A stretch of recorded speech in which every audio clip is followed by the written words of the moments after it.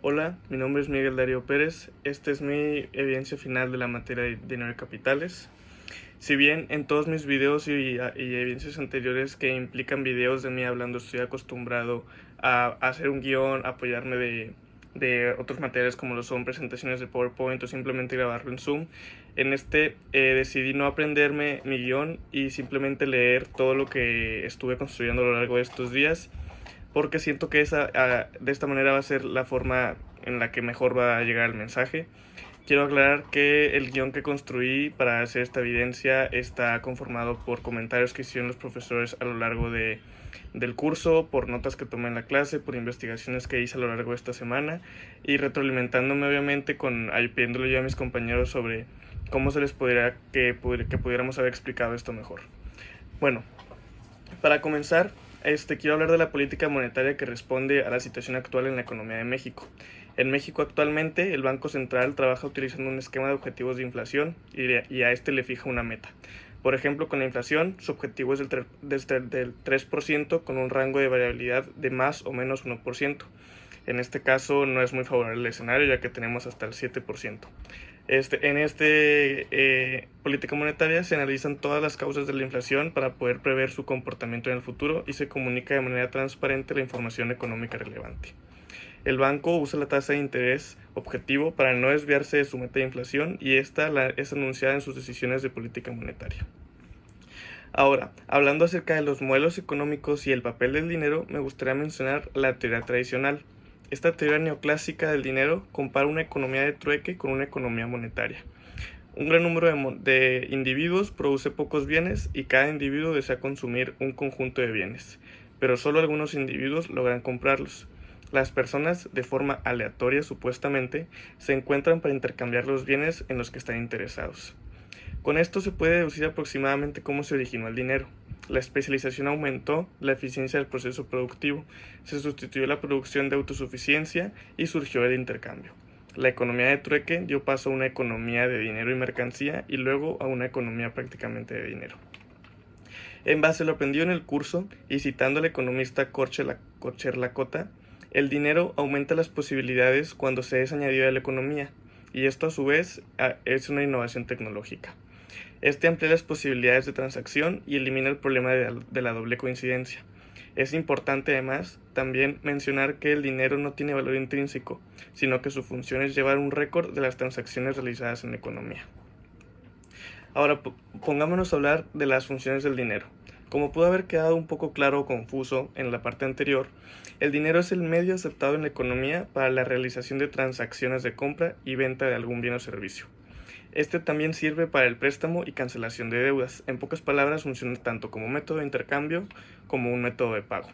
Si hablamos de los objetivos del dinero, cuando se basa en la política monetaria en un objetivo intermedio, se usa el crecimiento en un agregado monetario en particular, o bien el tipo de cambio y el Banco Central cambia sus instrumentos para dirigir el crecimiento del dinero o del crédito hacia el nivel deseado. En cambio, cuando la política se basa directamente en un objetivo final, se aplica un objetivo para la inflación futura para tener en cuenta el desfase del tiempo entre los cambios de la política monetaria y la inflación. En este caso, la política monetaria se basa en ciertas variables intermedias como la demanda, la economía de oferta, los precios de los activos, las expectativas inflacionarias, el producto real, el crecimiento del crédito, la política fiscal y los costos salariales. Todos estos pueden ser monitoreados, así como el crecimiento monetario y el tipo de cambio. Ahora, si nos preguntamos, ¿qué implicaciones tienen los pronósticos por el Banco Central?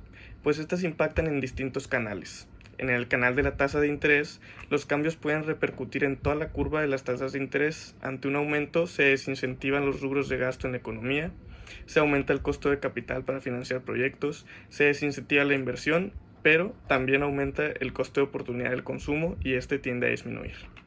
En el canal del crédito se disminuye la disponibilidad de crédito en la economía para inversión y consumo, se encarece el costo de crédito y la disminución de consumo e inversión se traduce en una disminución de la demanda y una menor inflación.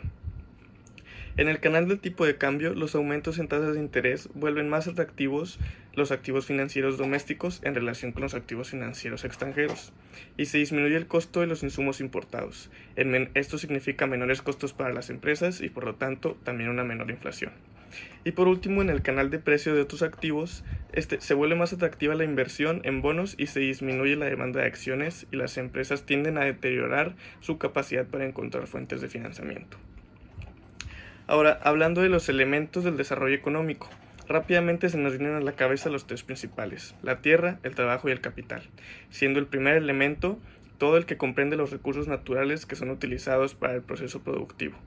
El segundo, que es el trabajo, es el tiempo que las personas le dedican en el proceso productivo.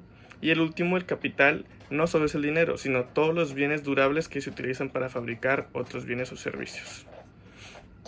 Ahora, pasando a hablar un poco del contexto en el que se encuentra nuestro país, México, y su situación en cuanto a indicadores como la pobreza y la desigualdad del país, variables en las que el país tiene que trabajar mucho, ya que según el Coneval se mostró que para el año 2020 el 43.9% de la población se encuentra en estado de pobreza. Esto equivale a 55.7 millones de personas y un 8.5% de la población se encuentra en estado de pobreza extrema, equivaliendo a 10.9 millones de personas. Me parece interesante además incluir otro tipo de pobreza del que no se habla mucho. Esta es la pobreza laboral. Esta consiste en todas las personas que no pueden adquirir la canasta alimentaria con el ingreso proveniente de su trabajo, y esta comprende el 40.3% de la población. Ahora, hablando de desigualdad, México cuenta con un coeficiente de Gini de 0.48%, lo que representa que existe una alta concentración de la riqueza en el decil más alto de la población nacional. Se estima que el 80% de la riqueza del país lo tiene el 10% de la población más rica, y el 40% de la riqueza total del país lo tiene el 1% de la población más acaudalada en México. En México, el año de 2022, tenemos ciertos indicadores a comparar.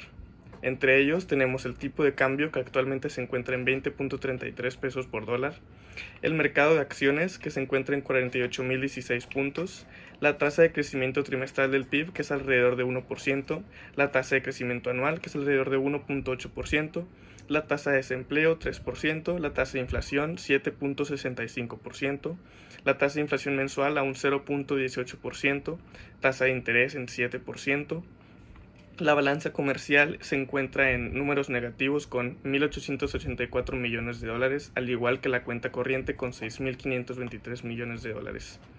La cuenta corriente se encuentra en 2.4% del PIB, la deuda pública se encuentra en 52.1% del PIB y el resultado fiscal se encuentra en menos 3.8% del PIB. La confianza empresarial se sitúa en un 52.3 puntos, el manufactureo en 50.6 puntos, la confianza del consumidor en 44.2 puntos, la venta al por menor en 0.4%, el impuesto sobre sociedades en 30% y el impuesto sobre la renta USR en 35%.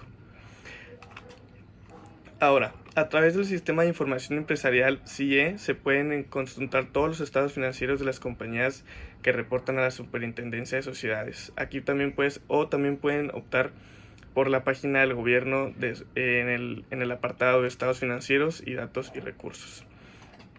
Quiero aclarar también un poco acerca de la Bolsa Mexicana de Valores. Esta cuenta con todos sus datos en la página de la bolsamexicanevalores.com.mx.